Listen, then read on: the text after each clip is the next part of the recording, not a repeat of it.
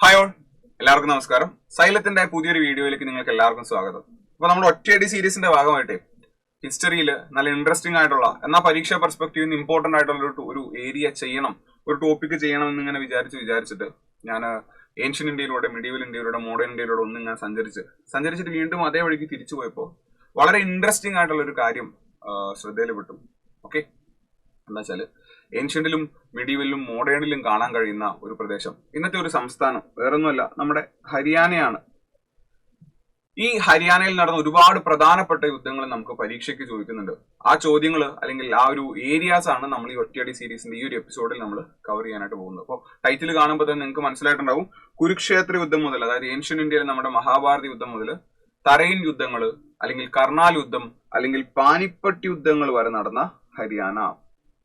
അതാണ് ഈ വീഡിയോയുടെ ഒരു ബേസ് എന്ന് പറയുന്നത്. ഓക്കെ, അപ്പോ നിങ്ങൾ നോക്കി, ഇതാണ് ഹരിയാന എന്ന് പറയുന്നത് അല്ലെ.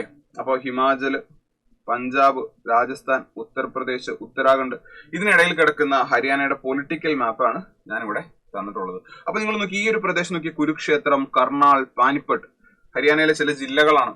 ഈ ജില്ലകളുടെ പേരിലാണ് നമ്മൾ യുദ്ധങ്ങൾ വായിച്ചിട്ടുള്ളത്. എന്തുകൊണ്ടായിരിക്കാം കുരുക്ഷേത്ര യുദ്ധം, തറൈൻ യുദ്ധങ്ങൾ, പാനിപ്പത്ത് യുദ്ധങ്ങൾ അല്ലെങ്കിൽ കർണാൽ യുദ്ധം ഇത് ഹരിയാനയിൽ നടക്കാനുള്ള കാരണം? ഈ ഒരു ചോദ്യം ഞാൻ ആദ്യം കാണുന്നത് സിവിൽ സർവീസ് പരീക്ഷയ്ക്ക് പഠിക്കുന്ന സമയത്താണ്. അപ്പോൾ പരീക്ഷയ്ക്ക് പഠിക്കുമ്പോൾ മെയിൻസ് ആൻസർ റൈറ്റിംഗ് ഇംപ്രൂവ് ചെയ്യാനായിട്ട് നമ്മൾ പ്രീവിയസ് ഇയർ ക്വസ്റ്റ്യൻസ് എടുത്ത് സോൾവ് ചെയ്യുന്ന ഒരു പരിപാടിയുണ്ട്. അങ്ങനെ നോക്കിയപ്പോൾ 2014 നടന്ന സിവിൽ സർവീസ് പരീക്ഷയുടെ മെയിൻസ് പരീക്ഷയിൽ പേപ്പർ 1 ചോദിച്ച ഒരു ചോദ്യമുണ്ട്. ഒന്ന് നോക്കിയാൽ നിങ്ങൾ, The third battle of Panipat was fought in 1761. Why were so many empire-shaking battles fought at Panipat? 10 മാർക്കിന് ചോദിച്ച ഒരു ചോദ്യമാണ്. ഇപ്പോൾ 150-160 വാക്കിൽ നമുക്ക് എഴുതാനായിട്ട് സാധിക്കും. അതായത് 1761 മൂന്നാം പാനിപ്പട്ട് യുദ്ധം നടന്നത് പാനിപ്പട്ടിലാണ്. എന്തുകൊണ്ടാണ് പാനിപ്പട്ടിൽ ഇത്രയധികം യുദ്ധങ്ങൾ നടന്നത്? അപ്പൊ എന്റെ ഒരു സംശയമാണ്, ഉത്തരം അറിയാവുന്നവര് പറയുക, ഈ വീഡിയോയുടെ താഴെ കമന്റ് ആയിട്ട് പറയുക. ഉത്തരം അറിയില്ലെങ്കിൽ അത് പറഞ്ഞാൽ ഉത്തരം ഞാൻ പറഞ്ഞുതരാം. എന്നാലും ഉത്തരം കണ്ടെത്തി പറയാനായിട്ട് ശ്രമിക്കുക. പാനിപ്പട്ടിൽ എന്തുകൊണ്ട് ഇത്രയധികം യുദ്ധങ്ങൾ നടന്നു എന്നല്ല, പാനിപ്പട്ടും കുരുക്ഷേത്രവും തറൈനും കർണാലും ഉൾപ്പെടുന്ന ഇത്രയധികം യുദ്ധങ്ങൾ ഹരിയാന ഭാഗത്ത് നടക്കാനുള്ള കാരണം എന്തായിരിക്കും? അപ്പൊ ഈ വീഡിയോ കണ്ടു കഴിയുമ്പോൾ ഏകദേശം ഒരു ഐഡിയ നിങ്ങൾക്ക് കിട്ടും. കുറച്ച് എക്സ്ട്രാ പോയിന്റ്സും ഉണ്ട്. അപ്പൊ അതിന് ജോഗ്രഫിക്കൽ റീസൺസ്, പൊളിറ്റിക്കൽ റീസൺസ് തുടങ്ങിയ കാര്യങ്ങൾ നിങ്ങൾ പറയുമെന്ന് ഞാൻ വിശ്വസിക്കുന്നു. ഓക്കെ, നമുക്കപ്പോ ആദ്യത്തെ പ്രധാനപ്പെട്ട യുദ്ധത്തിലേക്ക് പോകാം. അതാണ് കുരുക്ഷേത്ര യുദ്ധം, മഹാഭാരത യുദ്ധം. ഈ മഹാഭാരത യുദ്ധം നടക്കുന്നത് കുരുക്ഷേത്രത്തിലാണ്. കുരുക്ഷേത്രം എന്ന് പറയുന്നത് ഹരിയാനയിലെ ഒരു സ്ഥലമാണ്. അതുകൊണ്ടാണ് അത് കുരുക്ഷേത്ര യുദ്ധം എന്നും അറിയപ്പെടുന്നത്. അപ്പൊ ഈ ഒരു ഭാഗത്ത് നമുക്ക് ചോദ്യങ്ങൾ വന്നിട്ടുണ്ടോ? യെസ്, തീർച്ചയായിട്ടും. കൂടുതൽ ഞാൻ RRB പരീക്ഷകൾക്ക്, SSCയേക്കാൾ കൂടുതൽ RRB പരീക്ഷകൾക്കാണ് ഈ ചോദ്യം കണ്ടിട്ടുള്ളത്. ഒന്ന്, കുരുക്ഷേത്രം എന്ന് പറയുന്ന സ്ഥലത്തിന്റെ പ്രത്യേകത എന്താണ്? നമുക്കറിയാം, കുരുക്ഷേത്ര യുദ്ധം, മഹാഭാരത യുദ്ധം, കൗരവര്, പാണ്ഡവര്, ശ്രീകൃഷ്ണൻ, അർജുനൻ, അപ്പൊ ഇവരുമൊക്കെ ആയിട്ട് ബന്ധപ്പെട്ടിട്ടുള്ള ഒരു സാധനമാണ് എന്ത്? ഭഗവത്ഗീത എന്ന് പറയുന്നത് അല്ലെ. അപ്പൊ ദ ലാൻഡ് ഓഫ് ഭഗവത്ഗീത എന്നറിയപ്പെടുന്ന സ്ഥലം, ഭഗവത്ഗീതയ്ക്ക് ആസ്പദമായിട്ടുള്ള അല്ലെങ്കിൽ മഹാഭാരത യുദ്ധം നടന്ന സ്ഥലം കുരുക്ഷേത്രമാണ്. The land of Bhagavad Gita.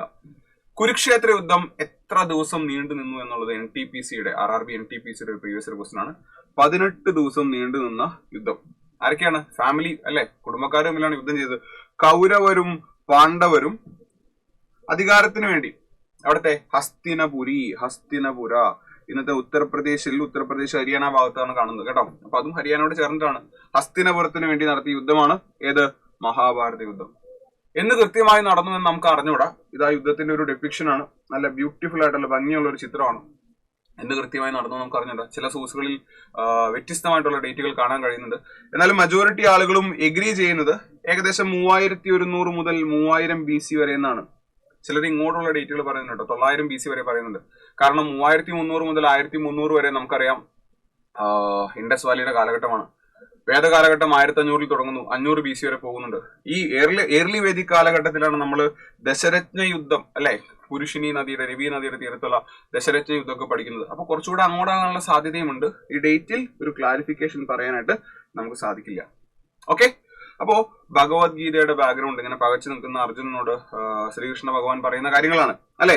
അപ്പൊ ഈ ഭഗവത്ഗീതയുടെ ഒരു ന്യൂക്ലിയസ്, ആ ഒരു കഥ വരാനുള്ള കാരണവും ഈ കുരുക്ഷേത്ര യുദ്ധവുമാണ്. ക്ലിയർ ആണല്ലോ അല്ലെ. ഇവിടെ നിന്ന് ചോദിക്കുന്ന വേറെ ഒരുപാട് സിഗ്നിഫിക്കന്റ് ആയിട്ടുള്ള കാര്യങ്ങളൊന്നുമില്ല. മഹാഭാരതം എഴുതിയ വ്യക്തി ആരാണ്? നമുക്കറിയാം, വേദവ്യാസൻ. രാമായണം എഴുതിയ വ്യക്തി ചോദിച്ചിട്ടുണ്ട്.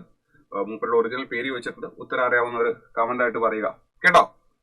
ക്ലിയർ ആണല്ലോ ഇത്രയും കാര്യങ്ങൾ? ഇതിനപ്പുറം ഒന്നും ചോദിച്ച് ഞാൻ കണ്ടിട്ടില്ല, കാരണം കൃത്യമായിട്ടുള്ള ഇൻഫർമേഷൻ അവൈലബിൾ അല്ല എന്നുള്ളതാണ്. അപ്പോൾ കുരുക്ഷേത്ര യുദ്ധം, മഹാഭാരത യുദ്ധം നമ്മൾ കണ്ടു. ഫാസ്റ്റ് ഫോർവേഡ് ഒരുപാട് വർഷം മുന്നോട്ട് വരിക. വെസ്റ്റ് ഏഷ്യയിൽ സൗദി അറേബ്യയിൽ ഇസ്ലാം എന്ന് പറയുന്ന ഒരു മതം ഉണ്ടാകുന്നു. പല പല കാലിഫേറ്റുകൾ വരുന്നുണ്ട്. റാഷിദുൻ കാലിഫേറ്റ്, ഉമയ്യദ് കാലിഫേറ്റ് എന്ന് പറഞ്ഞ ഒരുപാട് പേര് വരുന്നുണ്ട്.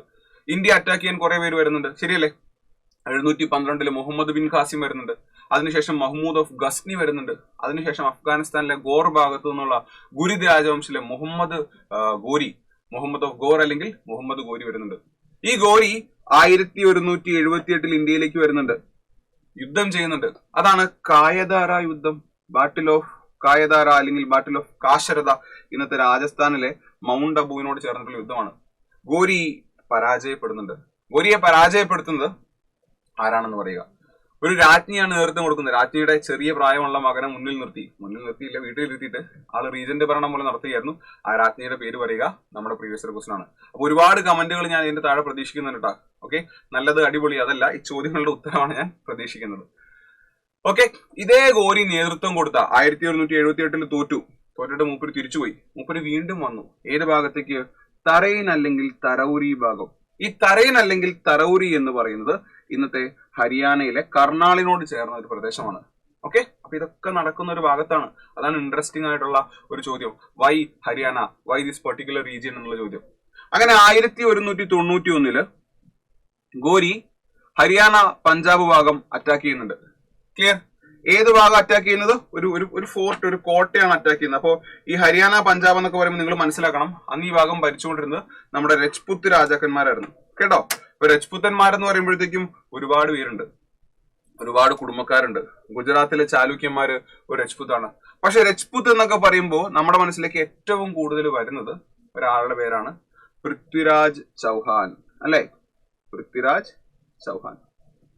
ഈ പൃഥ്വിരാജ് ചൗഹാന്റെ രജ്പുത്തുകളുടെ കീഴിലിരുന്നിരുന്ന ഒരു കോട്ട, പഞ്ചാബ് ഭാഗത്തുള്ള ഒരു കോട്ട, ബത്തിൻഡ അല്ലെങ്കിൽ താബർ ഹിന്ദ എന്ന് പറയുന്ന കോട്ട ഗോരി അറ്റാക്ക് ചെയ്യുന്നു. സ്വാഭാവികമായിട്ട് രജ്പുത്തുകൾ എല്ലാവരും കൂടെ ചേർന്ന് ചൗഹാന്റെ നേതൃത്വത്തിൽ ഗോരിയുമായിട്ട് യുദ്ധം ചെയ്യുന്നു. തറൈനിൽ വെച്ച് നടക്കുന്ന ഈ യുദ്ധം, അതാണ് തറൈനിലെ ആദ്യത്തെ യുദ്ധം. രണ്ടാമതൊരു യുദ്ധം കൂടെ വന്നപ്പോൾ ഇത് ഫസ്റ്റ് ബാറ്റിൽ ഓഫ് തറൈൻ എന്നറിയപ്പെട്ടു. എന്താ നടന്നത്? First battle of Tarain. Outcome മാറിയിട്ടില്ല. 1178 അതേ outcome. Ghori was defeated again. Usually യുദ്ധം കഴിയുമ്പോൾ തോക്കുന്ന രാജാവിനെ തട്ടുന്ന ഒരു പരിപാടിയാണ് ഉള്ളത്, അല്ലെ? അന്നത്തെ പോലെ യുണൈറ്റഡ് നേഷൻസോ അല്ലെങ്കിൽ നെഗോഷിയേഷൻസോ ഒന്നുമില്ല, തോക്കുന്ന രാജാവിനെ തട്ടും. പക്ഷെ ഗോരി സാമർത്ഥ്യക്കാരനായിരുന്നു. മൂപ്പര് തിരിച്ച് മൂപ്പരുടെ ഏരിയയിലേക്ക് ഗോർ ഗസ്നി ഭാഗത്തേക്ക് മൂപ്പര് രക്ഷപ്പെട്ടു പോയി. അപ്പൊ മനസ്സിലാക്കുക, ഫസ്റ്റ് ബാറ്റിൽ ഓഫ് തറൈനിൽ ഗോരിയെ തോൽപ്പിച്ച രാജാവ് പൃഥ്വിരാജ് ചൗഹാൻ അല്ലെങ്കിൽ ചഹമനാസ് എന്ന് പറയുന്ന ഈ ഒരു രാജവംശം നോർത്ത് വെസ്റ്റ് ഇന്ത്യയിലെ ഒരു പ്രധാനപ്പെട്ട രാജവംശമായിരുന്നു. ഇവരുടെ ക്യാപിറ്റൽ ഇത് എവിടെ കേട്ടോ? ഇതാണ് അജയമേരു. ഇന്നത്തെ അജ്മീർ ആണ്. നോട്ട് ചെയ്യുക, അജയമേരു അല്ലെങ്കിൽ അജ്മീർ. രണ്ടാമതൊരു ക്യാപിറ്റലും കൂടെ ഉണ്ടായിരുന്നു, ശാകംബരി. ശാകംബരിയുടെ പുതിയ പേരാണ് സാമ്പാർ. നമ്മുടെ സാമ്പാർ അല്ല, സാമ്പാർ ലേക്ക് എന്ന് പറയുന്ന സോൾട്ട് വാട്ടർ ലേക്ക് എവിടെയാണെന്നൊക്കെയുള്ള പ്രീവിയസ് ക്വസ്റ്റ്യൻ ജോഗ്രഫി പെർസ്പെക്ടീവിൽ നിങ്ങൾ കണ്ടിട്ടുണ്ടാകും. അത് എവിടെയാണെന്ന് നോക്കുമ്പോൾ നിങ്ങൾക്ക് ഉത്തരം കിട്ടും. അജ്മീറും സാമ്പാറും, അജയമേരുവും ശാകംബരിയും. അപ്പൊ 1191 യുദ്ധം തോറ്റ ഗോരി തിരിച്ചു പോകുന്നു. ഗോരി വീണ്ടും 13 വർഷം കാത്തിരുന്നില്ല. ഗോരി വീണ്ടും തിരിച്ചു വരുന്നു. ചൗഹാൻസിന്റെ വീക്ക് പോയിന്റ്സ് ഒക്കെ ഗോരി മനസ്സിലാക്കിയിരുന്നു. ഗോരി യുദ്ധം ചെയ്യുന്നു. ഇതാണ് ഗുരിദ് സാമ്രാജ്യം. നിങ്ങൾ നോക്കിയേ, അങ്ങ് അഫ്ഗാനിസ്ഥാൻ അല്ലെങ്കിൽ ഇറാൻ ഭാഗത്ത് മുതൽ തുടങ്ങി പാകിസ്ഥാൻ ഭാഗത്തേക്ക് വന്ന് ഇന്ത്യക്ക് അകത്തേക്ക് നിങ്ങൾ നോക്കുക കേട്ടോ. അങ്ങ് ബംഗ്ലാദേശ് വരെ, നോർത്ത് ഇന്ത്യയിൽ ഉത്തർപ്രദേശ്, ബീഹാർ, ബംഗ്ലാദേശ് ഭാഗം വരെ ഇവരുടെ കയ്യിലെത്തി. അതായത് ഗസ്നികളെക്കാൾ കൂടുതൽ നോർത്ത് ഇന്ത്യ കീഴടക്കിയത് ഗുരിദുകളാണ്, മുഹമ്മദ് ഗോരിയാണ്, അല്ലെങ്കിൽ അദ്ദേഹത്തിന്റെ സക്സസേഴ്സ് ആണ്. അതിന് കാരണമായ യുദ്ധം ഏതാണ്? നോർത്ത് ഇന്ത്യയിൽ മുസ്ലിം ഭരണത്തിന് അടിത്തറ പാകിയ യുദ്ധം. Which battle laid the foundation of Muslim rule in north India എന്ന് ചോദിച്ചു കഴിഞ്ഞാൽ അത് തെറ്റിക്കരുത്. അത് ഫസ്റ്റ് ബാറ്റിൽ ഓഫ് തറൈനല്ല. അതിന് മൂപ്പര് തോറ്റിരുന്നു. തൊട്ടടുത്ത വർഷം 1191 തോറ്റ് 1192 തിരിച്ചു വന്ന് തറൈനിൽ വെച്ച് വീണ്ടും യുദ്ധം നടക്കുന്നു. So it became the second battle of Tarain. ഇപ്രാവശ്യം ഔട്ട്കം വ്യത്യാസമായിരുന്നു, അല്ലെ? നമ്മൾ മോക്ക് ടെസ്റ്റ് എഴുതിയിട്ട് തോക്കുന്ന പോലെയാണ്. മോക്ക് ടെസ്റ്റ് എഴുതി തോറ്റു, അനാലിസിസ് നടത്തി, വീണ്ടും എഴുതി, മാർക്ക് കുറവാണ്, അനാലിസിസ് നടത്തി, 3-ലും 4-ലും ആകുമ്പോൾ നമുക്ക് സ്കോർ ഇമ്പ്രൂവ് ചെയ്യും അല്ലെ. അങ്ങനെ ഗോരിയുടെ സ്കോർ ഇമ്പ്രൂവ് ചെയ്തു. ഗോരി എന്ത് ചെയ്യുന്നു? പൃഥ്വിരാജ് ചൗഹാനെ ഡിഫീറ്റ് ചെയ്യുന്നു. സോ ഈ യുദ്ധം ജയിച്ചത് മുഹമ്മദ് ഗോരി. ക്ലിയർ? സ്വാഭാവികമായിട്ടും ചൗഹാൻ രക്ഷപ്പെടാൻ സമ്മതിക്കുന്നില്ല. He executed Prithviraj Chauhan. അപ്പോ രജ്പുത്തുകളുടെ അവസാനം, എൻഡ് ഓഫ് രജ്പുത്ത് റൂൾ. അവസാനം എന്ന് പറയാൻ സാധിക്കില്ല, എന്നാലും അവർ വീക്കായി. പിന്നെ അങ്ങനത്തെ ഇൻഡിപെൻഡന്റ് ആയിട്ട് സ്ട്രോങ് ആളുകളൊന്നും ഉണ്ടായിരുന്നില്ല. പിൽക്കാലത്ത് മുഗൾസിന്റെ ഒക്കെ കൂടെ ചേർന്ന് മാൻസിംഗിനെയൊക്കെ പോലെ കുറച്ച് പേര്, ജയ്സിംഗിനെയൊക്കെ പോലെ കുറച്ച് പേരുണ്ടെന്നല്ലാതെ പൃഥ്വിരാജ് ചൗഹാന്റെ ആ ഒരു സ്റ്റാച്ചറിലുള്ള ആളുകളൊന്നും പിന്നീട് വന്നിട്ടില്ല. അതായത് രജ്പുത്തുകൾ ഇല്ലാതെയാകുന്നു. നോർത്തിൽ എന്ത് വരുന്നു? മുസ്ലിം ഭരണം വരുന്നുണ്ട്. അതിന് കാരണമായിട്ടുള്ള യുദ്ധം സെക്കൻഡ് ബാറ്റിൽ ഓഫ് തറൈൻ. 1192 ഈ യുദ്ധം ജയിച്ചതിന് ശേഷം ഗോരിക്ക് തിരിച്ചു പോകണം. കാരണം മൂപ്പർക്ക് ഗോർ പ്രദേശം, ഗസ്നി പ്രദേശം പോയി ഭരിക്കാനുണ്ട്. അപ്പൊ മൂപ്പരുടെ ഡെപ്യൂട്ടിയെ മൂപ്പരോട് അപ്പോയിന്റ് ചെയ്യുന്നുണ്ട്. ഹിസ് ഡെപ്യൂട്ടി, ഹിസ് സ്ലേവ്, അടിമയായിരുന്നു കുത്തബുദ്ദീൻ ഐബക് അല്ലെ. കുത്തബുദ്ദീൻ ഐബക് 1206 തന്റെ മാസ്റ്റർ മുഹമ്മദ് ഗോരി കൊല്ലപ്പെടുമ്പോൾ ഐബക് ഇന്ത്യയുടെ ഡെപ്യൂട്ടി ആയിരുന്നു. പിന്നെ മാസ്റ്റർ ഇല്ല, പിന്നെ എന്തോന്ന് ഡെപ്യൂട്ടി? മൂപ്പർ സ്വയം രാജാവാക്കുന്നു, ഒരു രാജവംശം തുടങ്ങുന്നു. ഒരു അടിമയായിരുന്നു മൂപ്പർ, അതുകൊണ്ട് ആ രാജവംശം മലയാളത്തിൽ അടിമ രാജവംശം എന്നറിയപ്പെടുന്നു. സ്ലേവ് ഡൈനാസ്റ്റി, അല്ലെങ്കിൽ ഇൽബാരി ഡൈനാസ്റ്റി, അല്ലെങ്കിൽ മാമലൂക്ക് ഡൈനാസ്റ്റി. കേട്ടോ? അങ്ങനെ 1206 മുതൽ 1526 വരെ ആരുടെ ഭരണം നടക്കുന്നുണ്ട്? ഫുൾ കഥ പറയാൻ സമയമില്ല കേട്ടോ. ഡൽഹി സുൽത്താനേറ്റിന്റെ ഭരണം നടക്കുന്നത്. ഇതിനകത്ത് ഖിൽജികളും തുഗ്ലക്, സയ്യദ്, ലോധി രാജവംശങ്ങൾ ഭരിക്കുന്നുണ്ട്. അങ്ങനെ പോയി 1526 മറ്റൊരു യുദ്ധം നടക്കുന്നുണ്ട്. ആരൊക്കെ തമ്മിലാണ് ആ യുദ്ധം? 1526 യുദ്ധം നടക്കുന്നത് അവസാനത്തെ ലോധി രാജാവായിരുന്ന, വെരി ഇമ്പോർട്ടന്റ്, ഇബ്രാഹിം ലോധിയും പിന്നെ ഒരു വിദേശിയാണ്. അന്നത്തെ വിദേശത്ത് നിന്ന് വന്ന് യുദ്ധം ചെയ്ത ചങ്ങാതിയാണ് ബാബർ. യുദ്ധം നടന്ന വർഷം 1526. യുദ്ധം നടന്ന സ്ഥലം എഗെയിൻ വീണ്ടും ഹരിയാനയിലാണ്. ഹരിയാനയിലെ പാനിപ്പട്ട്. ഹരിയാനയിലെ ആ പാനിപ്പട്ടിൽ വെച്ച് 3 യുദ്ധങ്ങൾ നടക്കുന്നു. അതുകൊണ്ട് 1526 യുദ്ധം ഫസ്റ്റ് ബാറ്റിൽ ഓഫ് പാനിപ്പട്ട് എന്നറിയപ്പെടുന്നു. First battle of Panipat. എടോ, SSC CGL-ന്റെ 2024 ടയർ 2 ചോദിച്ച ചോദ്യമാണ്. വിശ്വാസം ഇല്ലെങ്കിൽ ചോദ്യം എടുത്ത് നോക്കാം. നിങ്ങൾ കുറെ പേര് ടയർ 2 എഴുതുന്നാണല്ലോ, നിങ്ങൾക്കറിയാം. ചെറിയൊരു ബുദ്ധിമുട്ടില്ലാത്ത മൾട്ടി സ്റ്റേറ്റ്മെന്റ് ചോദ്യം. The impact of first battle of Tarain ആണ് ചോദിക്കുന്നത്. എന്താണ് ഇമ്പാക്ട്? ബാബർ വേഴ്സസ് ഇബ്രാഹിം ലോധി എന്ന് പറയുന്ന യുദ്ധത്തില് ബാബർ ജയിക്കുന്നുണ്ട്. ബാബർ ജയിക്കുന്നവരും ഇബ്രാഹിം ലോധി തോൽക്കുന്നു. ലോധി രാജവംശം ഇല്ലാതെയാകുന്നു. End of Lodi dynasty. Slave ഡൈനാസ്റ്റിയിൽ തുടങ്ങി ലോധി ഡൈനാസ്റ്റിയിൽ അവസാനിക്കുന്ന ആ ഒരു കാലഘട്ടമാണ് Delhi sultanate. So end of Lodi dynasty എന്ന് പറയുമ്പോൾ സ്വാഭാവികമായിട്ടും it is the end of Delhi sultanate. അപ്പൊ ഒന്ന് ചാവുമ്പോൾ മറ്റൊന്നിന് വളമാകും അല്ലെ, മറ്റൊന്ന് വളരും. അങ്ങനെ ലോധികളും ഡൽഹി സുൽത്താനേറ്റും മരിച്ചപ്പോ വളർന്നു വന്നതാരാണ്? It was the beginning of Mughal empire. Babur, Humayun, Akbar, Jahangir, Shahjahan, Aurangzeb അങ്ങനെ പോയി 1857-58 ബഹദൂർ ഷാ സഫറിന്റെ കാലഘട്ടം വരെയുള്ള മുഗൾ രാജവംശത്തിന്റെ എസ്റ്റാബ്ലിഷ്മെന്റിലേക്ക് നയിച്ചത് first battle of Panipat. Clear ആണോ? ഇതായിരുന്നു ടയർ 2ന്റെ ആ സ്റ്റേറ്റ്മെന്റ് ചോദ്യങ്ങളിലെ ഒരു ചോദ്യം. Okay, clear? ഇപ്പൊ ബാബർ സെൻട്രൽ ഏഷ്യക്കാരനായിരുന്നു. ചെറുപ്പത്തിൽ ഫെർഗാന വാലിയിൽ നിന്ന് ഭരണം നഷ്ടപ്പെട്ടു. പിന്നെ അങ്ങോട്ടും ഇങ്ങോട്ടും ഓടി നടന്ന് മൂപ്പര് ഒരു സേനയുണ്ടാക്കി. മൂപ്പര് കാബൂൾ ഭാഗം പിടിച്ചെടുക്കുന്നുണ്ട്. മൂപ്പര് പാകിസ്ഥാൻ ഭാഗത്ത് വന്ന് ലാഹോർ പിടിച്ചെടുക്കുന്നുണ്ട്. പിന്നെയാണ് മൂപ്പര് ഡൽഹി ഭാഗം പിടിച്ചെടുക്കുന്നത്. അവിടെ സാമ്രാജ്യം ഉണ്ടാക്കുന്നു. 192 ഗോരിയെ പോലെയല്ല കേട്ടോ, മൂപ്പര് തിരിച്ചു പോയില്ല. ബാബർ അവിടെ നിന്ന് ഭരിച്ചു. താൻ ജയിച്ചതിന്റെ ഓർമ്മയ്ക്കായിട്ട് തന്റെ ഭാര്യ കാബൂളി ബീഗത്തിന്റെ പേരിൽ ഇന്ത്യയിലെ തന്നെ ഏറ്റവും പഴയ പള്ളികളിലൊന്നും മൂപ്പര് പണിയുന്നുണ്ട്. എവിടെയാ? മൂപ്പര് യുദ്ധം ജയിച്ച പാനിപ്പട്ടിൽ തന്നെ കാബൂളി ബീഗത്തിന്റെ പേരിലുള്ള മോസ്കാണ് കാബൂളി ബാഗ് മോസ്ക്. ഈ പള്ളി കാബൂളി ബാഗ് മോസ്ക്. ഏത് വർഷം? തൊട്ടടുത്ത വർഷം 1527. ക്ലിയർ ആണല്ലോ? അങ്ങനെ മുഗൾ ഭരണം നടന്ന് മുന്നോട്ട് പോകുന്നു. ഇതിനിടയ്ക്ക് പാനിപ്പട്ടിൽ വെച്ച് മറ്റൊരു യുദ്ധം നടക്കുന്നു. അപ്പൊ നമുക്കറിയാം, ബാബർ, ഹുമയൂൺ, അക്ബർ, ജഹാംഗീർ, ഷാജഹാൻ, ഔറംഗസേബ്. നമ്മൾ ഇതിന്റെ കോഡ് പഠിച്ച എങ്ങനെയാണ്? ബാജി സാ.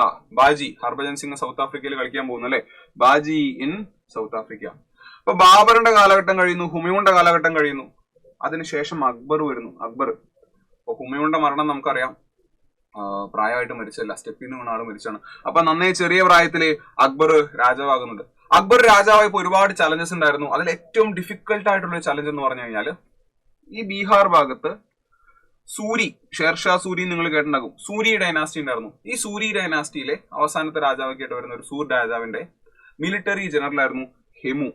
കേട്ടോ, ഈ ഹെമു മുഗളന്മാരെ തോൽപ്പിച്ച് ഡൽഹിയുടെ ഭരണം പിടിക്കുന്നുണ്ട്.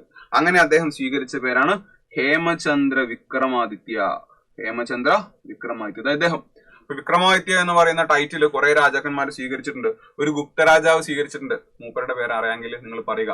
നമ്മുടെ വിക്രമാദിത്യ വേതാള കഥകളില്ലേ, അതിന്റെ ഹീറോ മൂപ്പരാണ് കേട്ടോ, മൂപ്പരാണ്. വിക്രമാദിത്യ എന്നുള്ള പേര് പലരും സ്വീകരിച്ചിട്ടുണ്ട്. അതിൽ പ്രധാനപ്പെട്ട ഒരു വ്യക്തിയാണ് ഹേമചന്ദ്ര വിക്രമാദിത്യ. അങ്ങനെ ഡൽഹി ഭരിച്ച അവസാനത്തെ ഹിന്ദു റൂളർ ആകുന്നു ഹേമചന്ദ്ര വിക്രമാദിത്യ. ഒരുപാട് കാലമൊന്നും ഭരിച്ചില്ല, കുറച്ചു മാസങ്ങൾ. കാരണം 1556 ഒന്നാം പാനിപ്പട്ട് യുദ്ധം നടന്ന ഏകദേശം 30 വർഷം കഴിഞ്ഞപ്പോ പോയ ഭരണം തിരിച്ചു പിടിക്കാനായിട്ട് അക്ബർ, കുറച്ച് മാസങ്ങളായിട്ടുള്ളൂ എന്ന് മനസ്സിലാക്കണം, ഒരുപാട് കാലമൊന്നും ആയിട്ടില്ല. അക്ബറിന്റെ സേന വരുന്നു. അക്ബറിന് ചെറിയ പ്രായമാണ്. അക്ബർ ചക്രവർത്തിയുടെ സേന വരുന്നു. ഹെമുവിനെ ഹേമചന്ദ്ര വിക്രമാദിത്യ തോൽപ്പിക്കുന്ന രംഗമാണ് ചിത്രത്തിൽ നിങ്ങൾ കാണുന്നത്.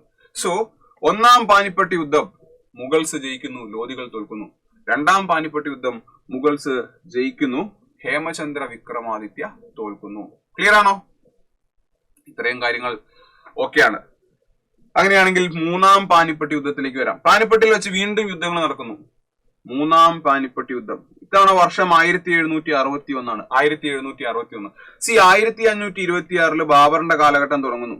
1707 ഔറംഗസേബ് എന്ന് പറയുന്ന the last great Mughal ruler മരണപ്പെടുന്നത്. ഏകദേശം 50 വർഷം ഭരിച്ചിട്ടാണ് ഡെക്കാൻ ക്യാമ്പയിനിടയ്ക്ക് മൂപ്പര് മരണപ്പെടുന്നത്.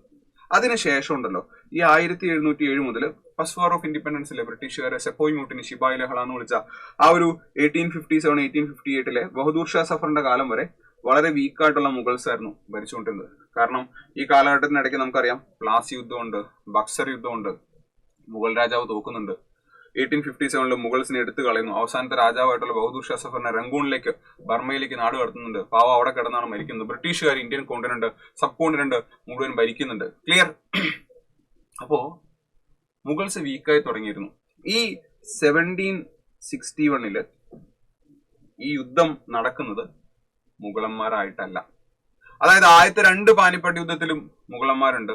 ഈ കാലഘട്ടത്തിൽ ആരാണെന്ന് ചോദിച്ചു കഴിഞ്ഞാൽ മുഗൾസിന് സൗത്ത് ഇന്ത്യയിൽ അല്ലെങ്കിൽ സെൻട്രൽ ഇന്ത്യയിൽ ഒരു ഭീഷണിയായിട്ട് വളർന്നു വന്ന ഛത്രപതി ശിവജി സ്ഥാപിച്ച മറാത്ത സാമ്രാജ്യം, പിന്നീട് ശിവജിയുടെയും സാംബാജിയുടെയും ഒക്കെ കാലഘട്ടത്തിന് ശേഷം പേഷ്വാസ്, അതായത് പ്രധാനമന്ത്രി സ്ഥാനത്തുള്ളവർ പ്രോമിനന്റ് ആകുന്നുണ്ട്. നമ്മുടെ ബാജിറാവു മസ്താന സിനിമയൊക്കെ ഇല്ലേ, അതിലെ ബാജിറാവു, ബാലാജി വിശ്വനാഥ്, ബാജിറാവു ഒന്നാമൻ, രണ്ടാമൻ, അങ്ങനെ പോയി ഒരു പേഷ്വ ഉണ്ടായിരുന്നു. മൂപ്പരുടെ പേരാണ് ബാലാജി ബാജിറാവു. ഈ ബാലാജി ബാജിറാവു ഇങ്ങനെ വളർന്നു പോയിക്കൊണ്ടിരിക്കുകയാണ് മറാത്ത സാമ്രാജ്യം. ഇപ്പൊ ഒരു പാൻ ഇന്ത്യൻ എംപയർ ഉണ്ടാക്കാനുള്ള പോക്കാണ്. എന്തുകൊണ്ട് മറാത്താസ് പാൻ ഇന്ത്യൻ എംപയർ ഉണ്ടാക്കിയില്ല എന്ന് ചോദിച്ചാൽ അതിൽ പല ഉത്തരങ്ങളുണ്ട്, പല ആസ്പെക്ടുകൾ പറയാൻ സാധിക്കും. അതിൽ ദ മോസ്റ്റ് ഇമ്പോർട്ടന്റ് ആസ്പെക്ട് എന്ന് പറയുന്നത് 1761 1761 സെൻട്രൽ ഏഷ്യ ഭാഗത്തു നിന്ന് വന്ന ഒരു രാജവംശം, ദൂറാനി രാജവംശം. അവിടുത്തെ രാജാവ് ഇദ്ദേഹം, മൂപ്പരുടെ പേരാണ് അഹമ്മദ് ഷാ അബ്ദാലി. ചിലപ്പോ മൂപ്പരുടെ ഡൈനാസ്റ്റിയുടെ പേരിൽ അഹമ്മദ് ഷാ ദൂറാനി എന്ന് അറിയപ്പെടും. സോ തേർഡ് ബാറ്റിൽ ഓഫ് പാനിപ്പട്ടില് വളർന്ന് മുന്നോട്ട് പോയിക്കൊണ്ടിരുന്ന നമ്മുടെ മറാത്ത രാജവംശം തോൽക്കുകയാണ്. സോ ദൂറാനി വിക്ടറി അല്ലെങ്കിൽ ഡിഫീറ്റ് ഓഫ് ദ മറാത്താസ് 1761 മനസ്സിലാക്കുക. തേർഡ് ബാറ്റിൽ ഓഫ് പാനിപ്പട്ടിൽ മനസ്സിലാക്കുക. മുഗൾസ് അല്ല, മറാത്താസ് വേഴ്സസ് ഔട്ട്സൈഡേഴ്സ്. ഈ ഔട്ട്സൈഡർ ആണ് അഹമ്മദ് ഷാ അബ്ദാലി. ഫസ്റ്റിലും ഔട്ട്സൈഡർ ആയിരുന്നു, പക്ഷെ അത് ബാബർ ആയിരുന്നു. സെക്കൻഡിൽ എന്ന് പറയുമ്പോൾ ഇന്ത്യക്കകത്തുള്ള 2 ശക്തികളാണ്, മുഗളന്മാരും സൂർ ഡൈനാസ്റ്റിയിലെ ഹേമചന്ദ്ര വിക്രമാദിത്യയും. ക്ലിയർ ആണെന്ന് വിശ്വസിക്കുന്നു കേട്ടോ.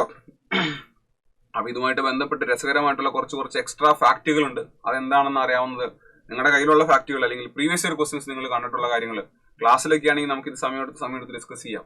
ഒറ്റയടിയിൽ അത് പറ്റില്ല, ഒറ്റയടി പെട്ടെന്ന് തീർക്കണ്ടേ. അപ്പൊ അങ്ങനെ അറിയാവുന്ന കാര്യങ്ങൾ നിങ്ങൾ പറയുക കേട്ടോ. അറിയാവുന്ന കാര്യങ്ങൾ നിങ്ങൾ പറയുക. ഒരു യുദ്ധം കൂടെ പറഞ്ഞിട്ട് ഞാൻ ഈ ഒറ്റയടി സീരീസിന്റെ ഹിസ്റ്ററിയിൽ ഈ ഒരു എപ്പിസോഡ് അവസാനിപ്പിക്കുകയാണ്. അതാണ് കർണാൽ യുദ്ധം.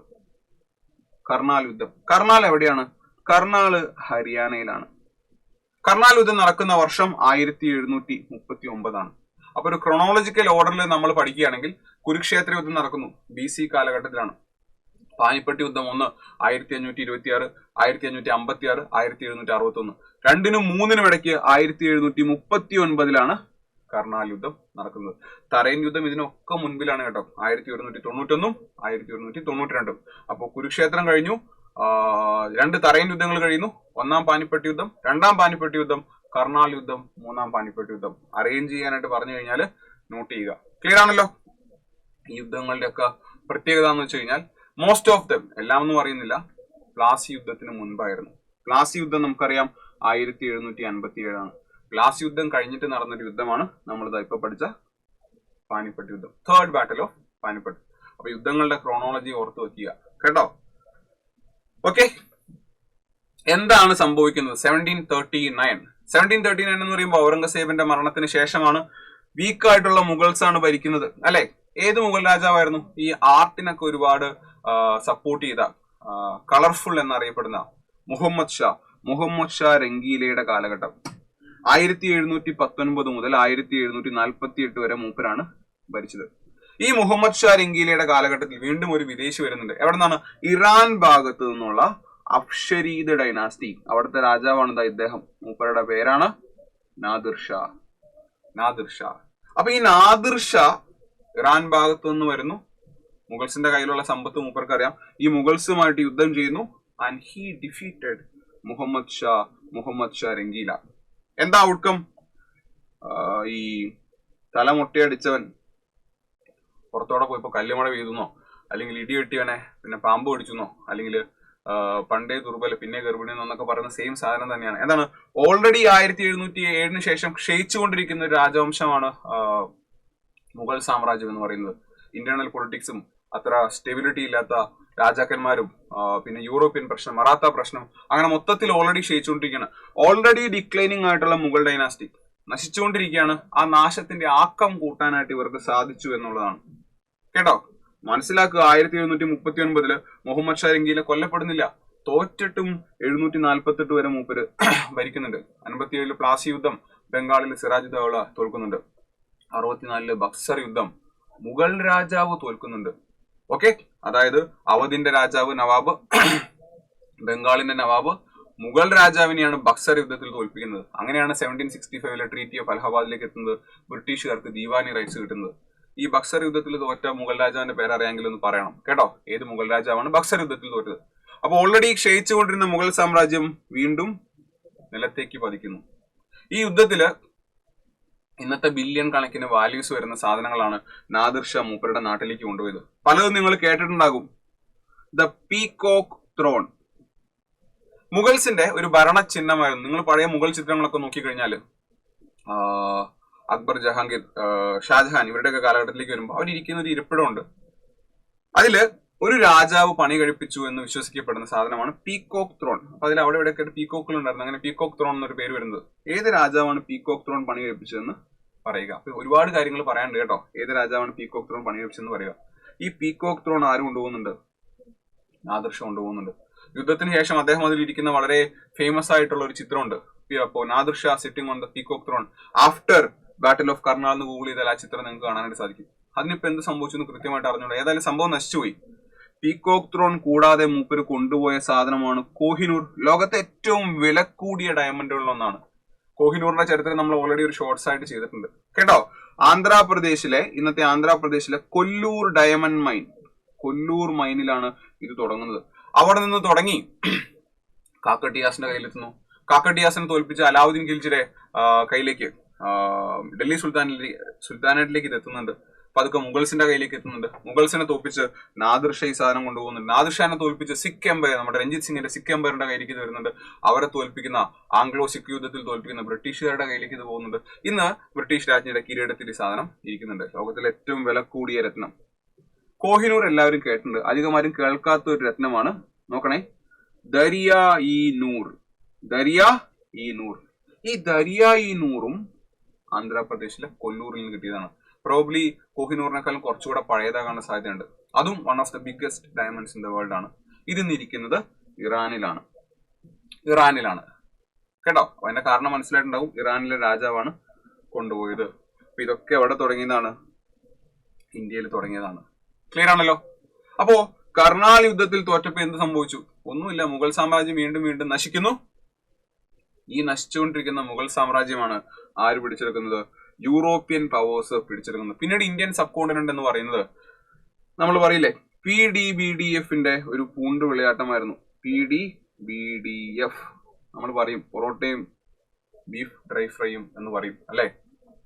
Portugal, Dutch, British, Danish, French. Portugal 498 എത്തി. ബാക്കിയുള്ള വ്യക്തികൾ വന്ന് യൂറോപ്യൻ പവേഴ്സ് ഇന്ത്യ ഭരിക്കാൻ തുടങ്ങി. അതിൽ ഏറ്റവും ഡോമിനേറ്റിംഗ് ആയിട്ട് വന്നത് ബ്രിട്ടീഷ്, ഇംഗ്ലീഷ് ഈസ്റ്റ് ഇന്ത്യ കമ്പനിയാണ്. അതായത് ഒരു പക്ഷേ ഈ യുദ്ധത്തിൽ ഇവർ തോറ്റില്ലായിരുന്നെങ്കിൽ, ബ്രിട്ടീഷുകാർ ഇത്ര പവർഫുൾ ആയില്ലായിരുന്നെങ്കിൽ, പ്ലാസി യുദ്ധം, ബക്സർ യുദ്ധത്തിന്റെ ഭാവി വേറെയായനെ, ഇന്ത്യയുടെ ഭാവി വേറെയായനെ എന്നൊക്കെ പറയുന്ന ചരിത്രകാരന്മാരുടെ വർക്കുകളുണ്ട്. അപ്പൊ ഇത്രയും കാര്യങ്ങളാണ് എനിക്ക് നിങ്ങളോട് പറയാനുള്ളത്. ഇതുപോലെ ഇൻട്രസ്റ്റിംഗ് ആയിട്ടുള്ള ഏതെങ്കിലും ഒരു പ്രദേശം നിങ്ങളുടെ വായനയിൽ എപ്പോഴെങ്കിലും നോട്ട് ചെയ്യപ്പെടുകയാണെങ്കിൽ, ചരിത്രത്തിൽ വളരെ സിഗ്നിഫിക്കന്റ് ആയിട്ടുള്ള ഒരു പ്രദേശം നിങ്ങളുടെ വായനയിൽ നോട്ട് ചെയ്യപ്പെടുകയാണെങ്കിൽ അതും നിങ്ങൾക്ക് പറയാം. അതിൽ നിങ്ങൾ എന്ത് വീഡിയോ, എന്ത് കണ്ടന്റ് ആണ് എക്സ്പെക്ട് ചെയ്യുന്നത് ചോദിച്ചു കഴിഞ്ഞാൽ അതും ഞാൻ നിങ്ങൾക്ക് പറഞ്ഞുതരാം. ഈ ഒരു വീഡിയോയിൽ നിന്ന് മിനിമം SSC RRBയുടെ ഒരു 15 മുതൽ 20 വരെ പ്രീവിയസ് ഇയർ ക്വസ്റ്റ്യൻസ് നിങ്ങൾക്ക് കണ്ടെത്താൻ പറ്റുമെന്ന് എനിക്ക് ഉറപ്പാണ്. കണ്ടെത്താൻ പറ്റുന്നില്ലെങ്കിൽ ഒരു ചലഞ്ചായിട്ട്, ഓപ്പൺ ചലഞ്ചായിട്ട് എടുത്തോ. എനിക്ക് കണ്ടെത്താൻ പറ്റുന്നില്ല, കണ്ടെത്താൻ പറ്റുന്നില്ല എന്ന് പറഞ്ഞോ, ഞാൻ നിങ്ങൾക്ക് പറഞ്ഞുതരാം കേട്ടോ. അപ്പോൾ തമാശയൊക്കെ മാറ്റി വെച്ചിട്ട് പറയുകയാണ്, പരീക്ഷയുടെ ഡേറ്റ് ഒക്കെ അടുത്ത് തുടങ്ങി. NTPC ആകട്ടെ, CGL ആകട്ടെ, ഉഷാറായിട്ട് അടിപൊളിയായിട്ട് പഠിക്കുക. ഈ വീഡിയോ ഉറപ്പായിട്ടും നിങ്ങളുടെ പ്രിപ്പറേഷനിൽ നിങ്ങളെ ഹെൽപ്പ് ചെയ്യുമെന്ന് വിചാരിക്കുന്നു. ഓക്കെ, എല്ലാവരും അടിപൊളിയായിട്ട് പഠിക്കുക. All the best. നമുക്ക് മറ്റൊരു വീഡിയോ ആയിട്ട് വീണ്ടും കാണാം. ബൈ.